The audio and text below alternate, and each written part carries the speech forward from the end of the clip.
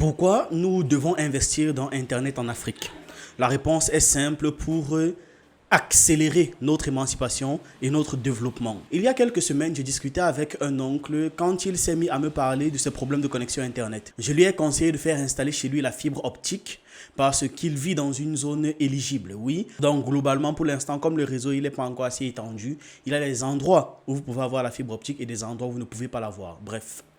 Je lui demande de mettre la fibre optique en lui expliquant que c'est illimité à 6 mégas par seconde et que ça coûte 25 000 francs par mois, soit environ 39 euros. Je vois dans ses yeux comment il est hyper content de ça parce que pour lui, c'est un super prix. C'est une superbe connexion. Moi, m'y connaissais un peu, je sais que c'est du grand n'importe quoi. Mais il était fier pour vraiment si peu. Le meilleur opérateur Internet au Cameroun actuellement, c'est Camtel. Quand je dis meilleur, c'est en termes de qualité-prix pour le moment. Leur service client est le pire service client du monde. En fait, je pense qu'ils concurrencent même l'administration camerounaise à ce niveau-là. Mais dites-vous que malgré le fait qu'ils soient les meilleurs, pour avoir seulement 20 mégas par seconde, vous devez payer 60 000 francs par mois, soit 92 euros environ. 92 euros. Et c'est à peu près pareil partout en Afrique.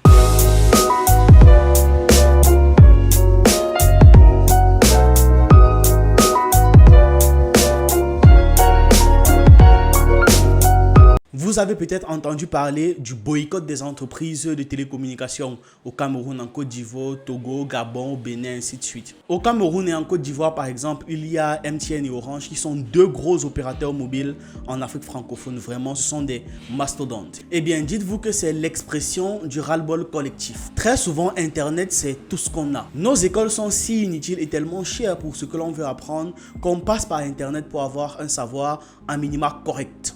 Internet est devenu tellement important dans nos vies que malgré sa faible pénétration en Afrique, beaucoup d'entre nous comptons sur ça pour vivre. C'est grâce à Internet que beaucoup de jeunes Africains actuellement apprennent et essaient de se débrouiller.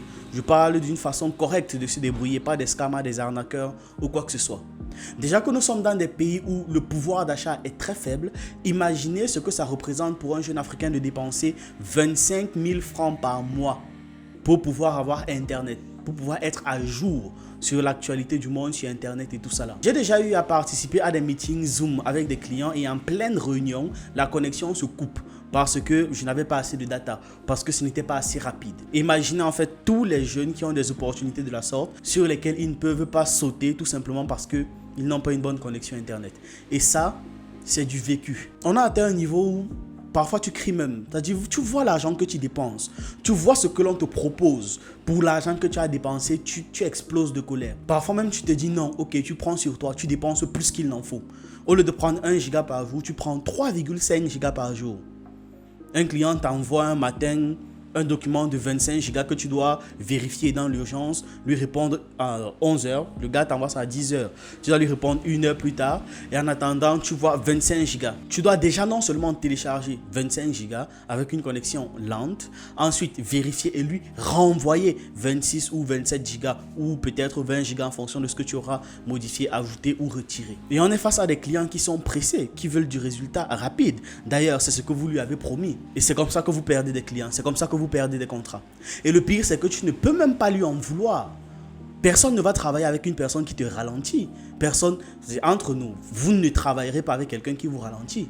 Résultat, pour que nous ayons une connexion potable, on dépense une fortune chaque mois littéralement. Ça se compte en centaines de milliers de francs CFA. Surtout si on travaille avec Internet. Mais tu n'as pas d'autre choix que de faire cette dépense-là. Tu sais que si tu ne fais pas ça, tu ne pourras même pas être compétitif à l'étranger. Actuellement en Afrique, Internet c'est encore un luxe et c'est peu de le dire. Les gens qui ont une bonne connexion Internet sont une exception. Ceux qui parfois arrivent même à avoir une certaine quantité de connexion Internet ont créé un business directement. C'est-à-dire pour les 25 gigas que je prenais par exemple là, vous irez chez cette personne, vous allez télécharger les 25 gigas modifiés et envoyer les 25 gigas. Il y a des gens qui font des business deployed, c'est-à-dire vous avez des fichiers de 500 mégas, vous lui donnez, il met ça en ligne pour vous et ainsi de suite, principalement pour les formateurs là. C'est difficile vraiment. Il faut qu'on trouve une solution, qu'on s'inspire par exemple du Nigeria. Il y a quelques mois, j'avais fait une vidéo réponse à Nathalie Yam, mais je n'ai jamais publié cette vidéo parce que Il n'y a pas de raison vraiment, j'ai juste perdu l'envie de vouloir répondre à la problématique qu'elle soulevait. Mais pour vous rappeler le contexte, durant les Pan-African Awards, il y avait des conférenciers. Il y avait des conférences qui se tenaient et chacun à travers son domaine expliquait comment est-ce que nous pouvons à l'échelle continentale contribuer à la libération du peuple noir à travers le monde. Et la première intervention de Nathalie Yamb ainsi que de deux autres panélistes avec qui elle était sur la scène portait sur la réponse médiatique de l'Afrique. En gros, ce que les médias peuvent faire. Et globalement, il était question donc d'investir dans les médias qui vont redorer le blason des Noirs à travers le monde. Il s'agit des émissions particulières, ainsi de suite, ainsi de suite. Et dans cette vidéo, j'expliquais à Nathalie Yamb et aux deux autres panélistes, un représentant d'Afrique Média et un autre, j'oublie, que investir dans les médias classiques est l'approche la moins efficace et surtout la moins rapide pour une libération de la parole. Et que c'était même encore moins pratique pour une coordination des actions de la population africaine. Je défendais le fait qu'investir dans la distribution d'Internet en revanche en Afrique, dont l'accessibilité d'Internet en Afrique peut avoir des effets beaucoup plus intéressants pour le combat africain et pour les Noirs en règle générale. C'est beaucoup plus intéressant d'avoir une distribution efficace d'Internet que les médias classiques. Même si les médias classiques sont très puissants, je n'en disconviens pas. L'idée en fait c'était de dire que si l'objectif de la vulgarisation de l'information sur l'Afrique est de faire en sorte que le maximum de personnes sachent ce qui se passe et que nous puissions participer d'une manière ou d'une autre au combat, utiliser Internet est beaucoup plus efficace. Pourquoi? Déjà dans l'éducation, précisément l'auto-éducation ou bien l'autodidactie, si on veut appeler ça comme ça. L'accès à l'actualisation des informations scientifiques disponibles est primordial. En ce qui concerne l'auto-apprentissage, nous savons pertinemment tous que le système éducatif dans lequel nous sommes est obsolète et il est obsolète depuis même sa création pour commencer. Et que ce truc est configuré littéralement pour nous asservir. Donc c'est absolument inadapté. Absolument inadapté. Ce que l'on peut faire par rapport à ça dans un début déjà, c'est de permettre à n'importe qui d'apprendre tout seul n'importe quoi pour pouvoir réaliser des choses. Tous les petits génies africains que l'on montre tout le temps sur Facebook, bref sur les réseaux sociaux là, qui ont fabriqué des voitures ou qui ont fabriqué des moteurs ou qui ont fabriqué des outils X, des outils Y, qui ont fabriqué des drones, qui ont appris à générer tel machin et tout ça là, ils ont appris grâce à Internet. Point. Personne n'est venu leur enseigner ça face à face. On peut assez facilement sortir l'argument d'une intelligence particulière et de dire que ces jeunes-là sont justement des génies parce que les jeunes d'aujourd'hui, quand ils ont la connexion, ils font le désordre avec. Ils vont aller regarder des trucs d'humour qui ne font pas rire, ils vont faire de la dépravation, etc., etc. Mais je ne suis pas d'accord avec cet argument, c'est totalement faux. Et d'ailleurs, quand mon oncle a dit la même chose pour justifier le fait qu'il ne va pas permettre à ses enfants d'avoir accès à Internet, je lui ai dit la même chose. Ceux qui apprennent sur Internet ne sont pas particulièrement intelligents. Retirez ça déjà de votre esprit. Ce sont juste des jeunes qui se sont rendus compte d'un certain nombre de choses assez rapidement. J'en fais partie. L'écrasante majorité de mon entourage aussi, ce sont ces gens-là qui apprennent sur Internet. On s'en est vite rendu compte parce que nous avions fait en sorte d'être là le plus possible avec les moyens extrêmement limités que nous avons à notre disposition. Comme tout le monde, quand on a découvert Internet, on s'est distrait beaucoup. Vous vous imaginez que je découvre YouTube en 2018. Imaginez un instant à quel point ça pouvait être dingue à mes yeux. J'avais pratiquement 10 ans de contenu à rattraper. Je découvre un nouveau monde littéralement, un truc que je n'aurais même pas pu imaginer. Je n'aurais même pas pu imaginer ce qu'est l'univers de YouTube. Mais il s'est passé un truc qui est arrivé à tous ceux aussi qui ont eu la connexion Internet de manière constante. C'est que je me suis lassé de la distraction et j'ai commencé à me poser des questions, à chercher du savoir, à chercher des compétences en ligne. Sur YouTube aussi, il y a des millions de tutoriels sur tous les sujets. C'est-à-dire actuellement, si vous voulez créer une ferme dans un conteneur, il y a un tutoriel sur YouTube qui vous explique comment faire. Et donc, c'est aussi ce qui va se passer si on assure une distribution d'Internet au maximum de pays africains. Il y aura la phase de désordre, c'est inévitable. Mais on va se lasser aussi rapidement de la distraction et commencer à se poser des questions sérieuses. On va arrêter de rigoler. On va se demander qu'est-ce qu'on peut faire pour notre vie et on va commencer à se documenter sur d'autres domaines. Les chaînes de politique vont commencer à émerger. Les chaînes de sciences, les chaînes d'histoire, les chaînes de droit. et tout autre domaine de la connaissance humaine. Imaginez si vous financez des cours sur la géopolitique d'un point de vue africain et que vous expliquez globalement comment ça se passe. Pas uniquement parler de l'actualité et tout, mais vraiment de la science de la géopolitique. Comment ça fonctionne derrière les caméras, expliquer comment et pourquoi X, Y se passe, les enjeux, l'histoire derrière, ainsi de suite. Évidemment, en se centrant sur l'Afrique. Pour que tout jeune Africain intéressé par le sujet soit capable d'acheter l'équivalent de 5 ans d'études compilées en 40 heures de vidéo et à un prix abordable. Ça déjà, ça va créer des gens beaucoup plus voyants, beaucoup plus concentrés sur ce qui se passe parce qu'ils ont eu accès à l'information.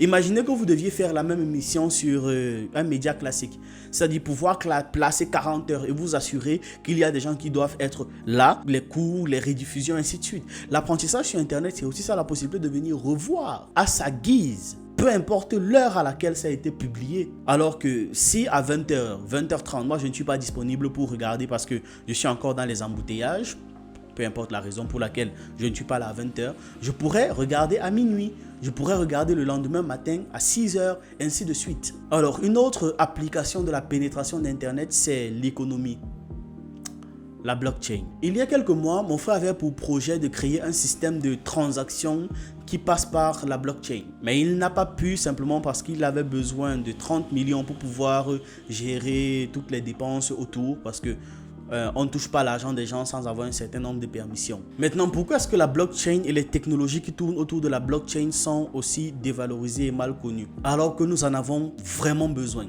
Parce qu'il y a, et je vais être très honnête là-dessus, beaucoup d'arnaques.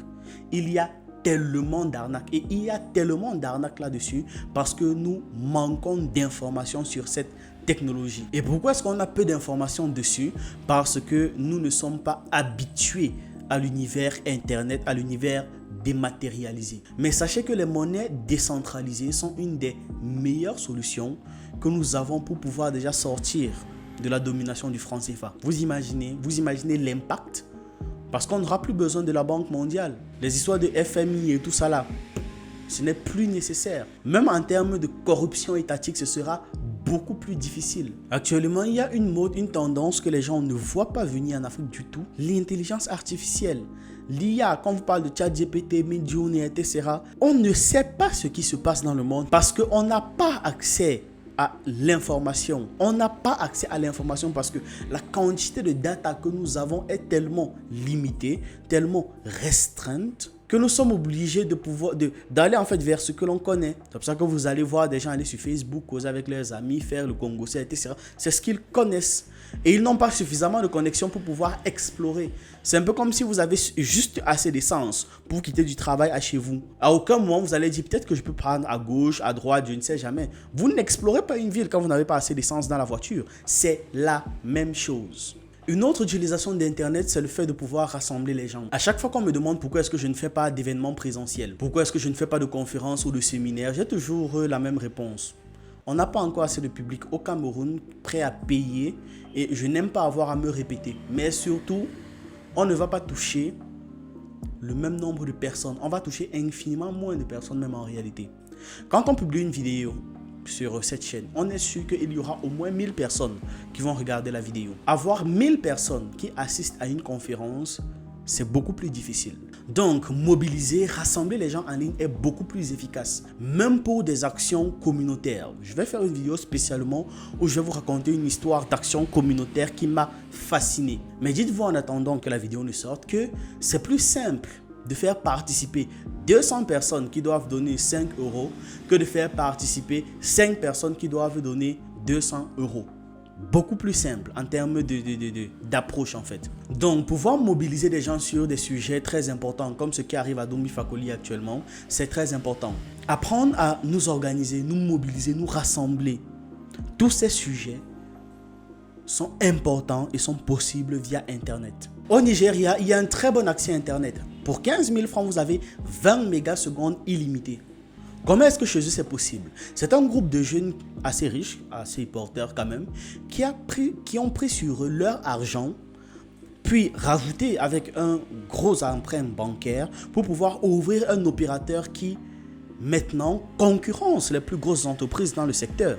Dites-vous que Starlink d'ailleurs est au Nigeria parce qu'ils ont l'infrastructure nécessaire, ils ont l'ouverture du monde nécessaire pour pouvoir avoir une entreprise comme Starlink. Vous vous imaginez un instant si Starlink arrive en Afrique francophone ou bien que Starlink se démocratise en Afrique comme c'est en train de se démocratiser aux États-Unis ou encore en Europe. J'ai vu les kits de Starlink là, voir les data que les gens ont pour les prix, mais c'est incroyable. C'est-à-dire qu'avec ça, tu es bien. Vous vous imaginez qu'avec Starlink pour 42 $, c'est-à-dire 18 300 quelque chose, vous avez entre 50 mégas et 200 mégas par seconde. Ça, c'est sur un mois. Une pénétration pareille, c'est magnifique. Parce que si vous mettez ça dans une maison, vous pouvez même partager à tout le bâtiment, tout votre immeuble, Internet et un Internet très correct. Voilà le genre d'entreprise qu'on doit essayer d'attirer ici pour l'instant, à défaut de pouvoir développer nos propres technologies, développer nos propres entreprises. Mais même à ce niveau, la pénétration est dure. Malgré tout, ce sont les choses que nous pouvons répliquer ici. Nous pouvons le faire partout sur le continent si on s'en donne les moyens. Donc, si vous réfléchissez dans des endroits où investir en Afrique, commencez sur Internet. Les gens qui investiront sur la pénétration d'Internet en Afrique seront des gens très très riches. Si je parle pour les prochaines années à venir. Voilà ce que j'avais à partager avec vous dans cette vidéo. J'espère que vous avez apprécié. On se retrouve dans une prochaine vidéo. En attendant, portez-vous bien.